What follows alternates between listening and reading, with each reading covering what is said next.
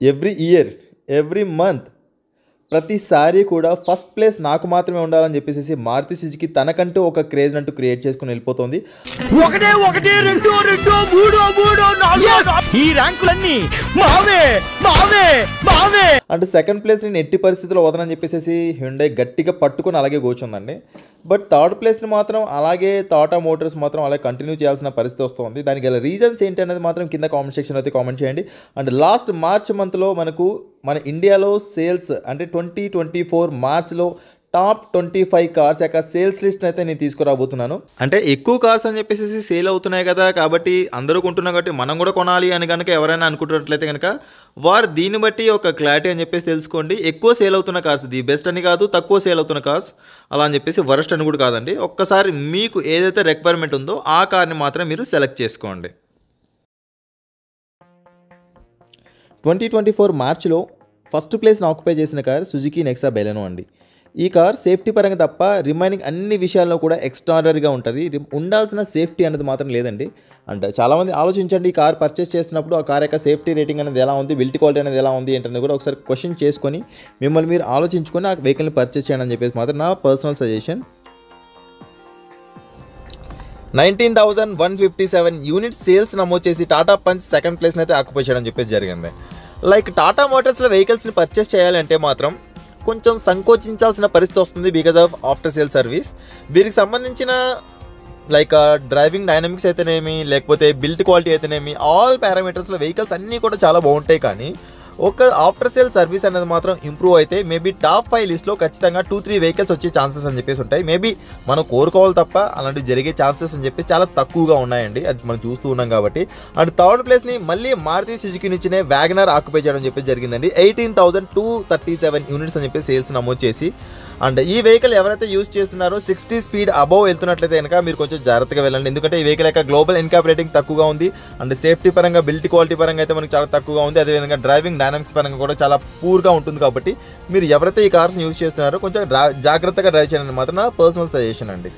And fourth ప్లేస్ని మళ్ళీ Maruti Suzuki డిజైరే మనకు ఆక్యుపై చేయడం చెప్పేసి జరిగింది. 17,875 యూనిట్స్ తోటి టాప్ 25 లిస్ట్లో కేవలం ఒకే ఒక్క సెడాన్ కార్, అది కూడా మనకు మారుతి సుజుకి నుంచినే డిజైర్ కార్ ఆక్యుపై చేయడం అనేది మాత్రం ఇది ఒక గొప్ప విషయం. బట్ ఈ కారుకి సంబంధించిన సేఫ్టీ అనేది మాత్రం మనంత గొప్పగా అయితే ఉండదండి. అంటే ఫిఫ్త్ ప్లేస్లో చూసినట్లయితే Maruti Suzuki Ertiga 17,106 unit sales నమోదు చేసి ఫిఫ్త్ ప్లేస్ని అయితే ఆక్యుపై చేయడం చెప్పేసి జరిగింది. ఇది మనకు ఎంపీవీ సెగ్మెంట్ యాక్చువల్గా మనకు పెద్ద డిమాండ్ అయితే ఉండదు. అయినా కూడా ఎంపీవీ సెగ్మెంట్లో వస్తున్న మారుతి సుజుకి ఎర్టిగాకి అయితే అంత ఖచ్చితంగా డిమాండ్ ఉందని చెప్పేసి అయితే మనం చెప్పుకోవచ్చు అండి.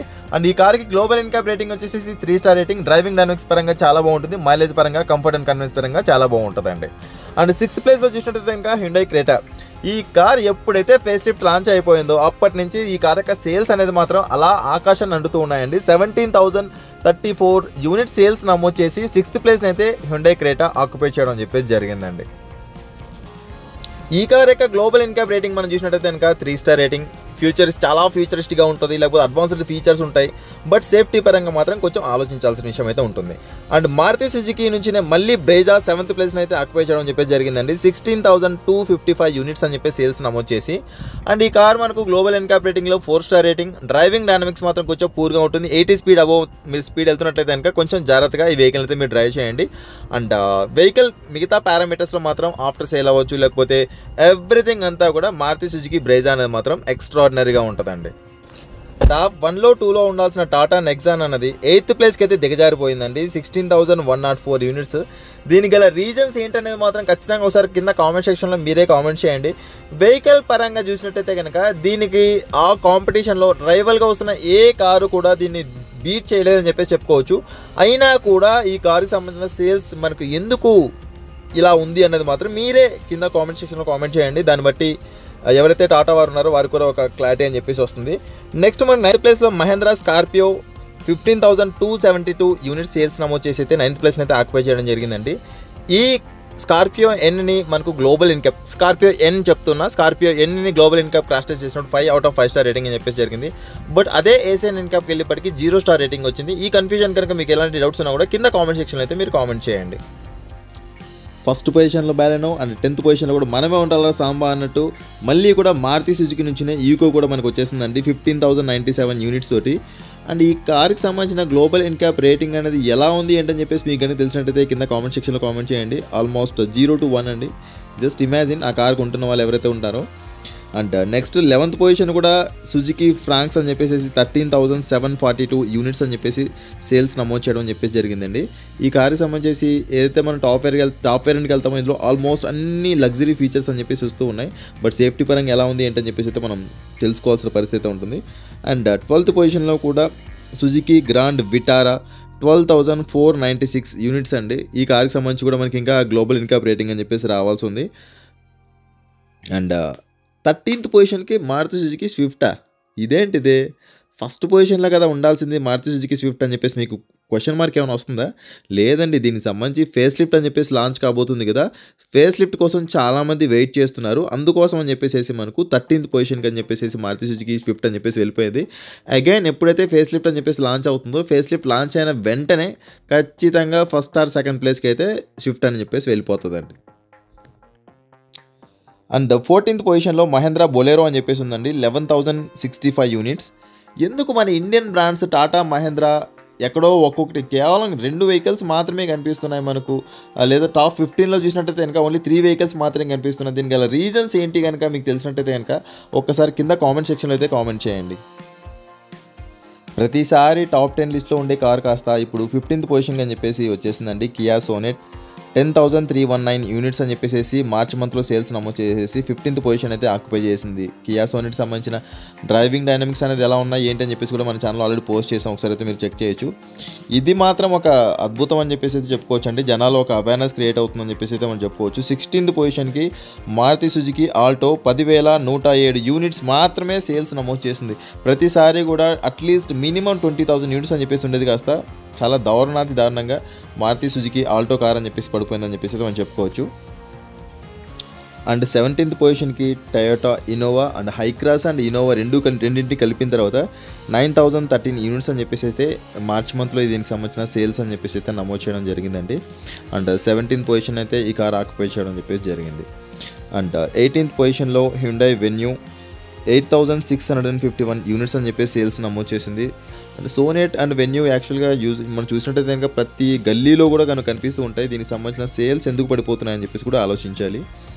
అండ్ 19th పొజిషన్కి టాటా టియాగో పడిపోయిన విషయాన్ని అయితే ఇక్కడ మనం చాలా దయనీయకరంగా అయితే చూడాల్సి ఉంటుందండి. 7,865 యూనిట్స్ మాత్రమే.